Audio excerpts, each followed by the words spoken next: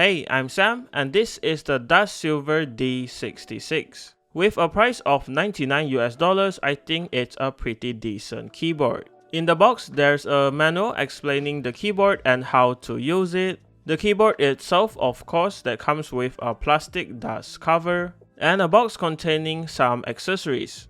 I have the blush hard version here, but there's also other colors available. For the accessories included in the box, there's some shiny stickers, 3 extra switches, the 2.4 GHz dongle and a Type A to C adapter, a soft tip brush, a 2-in-1 switch and keycap puller, a Type A to Type C charging cable, and extra keycaps to change the look of the keyboard. This keyboard has a 65% layout, hard-themed keycaps, an indicator light here, and a knob that even has lighting so it lights up. This lighting also extends to the DustSilver logo here in the front. Here's what the side profile looks like with the MDA profile keycaps. The height of the keyboard is also adjustable with the feet included on the bottom as you can see. On the back, there's a mode toggle switch right at the knob, and on the other side is the Type-C port. On the bottom, there's 4 rubber feet to keep the keyboard in place, the height adjustable feet previously mentioned, and a plaque in the middle with the DustSilver logo and keyboard model. The DustSilver D66 keyboard is mostly plastic, so it's not so heavy. It's only around 740 grams or 1.6 pounds. The RGB on the keyboard is pretty good, it's bright and saturated. There's also quite a few effects already pre-programmed into the PCB, and I'm just cycling through them here in the video. The keycaps on the keyboard are MDA profile with 5-sided die-sub printing on it. From what I can see, the printing is decent, it's sharp, and the color seems nice and saturated as well.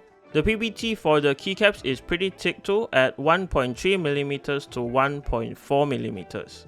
And just for comparison, here's how the blush hard keycaps look like in red and green. Personally, I'm not a fan of how these keycaps look, but they do look interesting to say the least. The switches included with the keyboard are the Gateron G Pro Red switches. This is a pretty great starter switch because it comes factory loop, so you don't have to worry about that. Besides being factory loop, it also allows RGB to shine through the transparent top housing nicely, so it's great if you like RGB.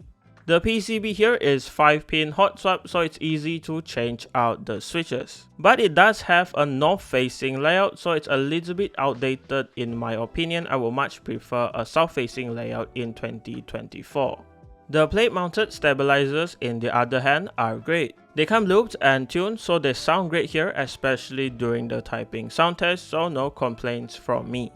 Alright, that was everything about the DustSilver D66, so here's the typing sound test so you can hear how it sounds.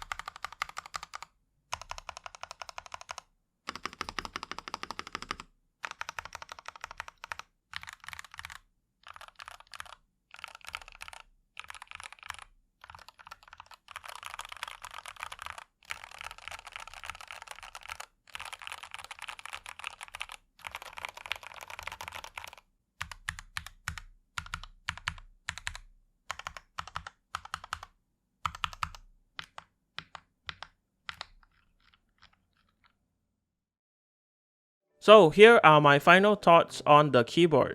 The DustSilver D66 is pretty good, but I would say that not everyone is a fan of how it looks. It's definitely a more bold, younger and colorful design, so if it fits your style, you're definitely going to love it. Looks aside, for the price the keyboard still comes with tri-mode connectivity, Gateron G Pro switches, nice RGB and is hot swap as well, so it's definitely still packed with a lot of features. So if you are interested in getting the DustSilver D66, it will be linked in the description below for you. And that does it for this video. Thanks to DustSilver for the keyboard and thank you for watching. Leave a like on the video if you liked it, dislike it if you didn't, and remember to subscribe if you haven't. Even more reviews coming very soon. See you in the next one.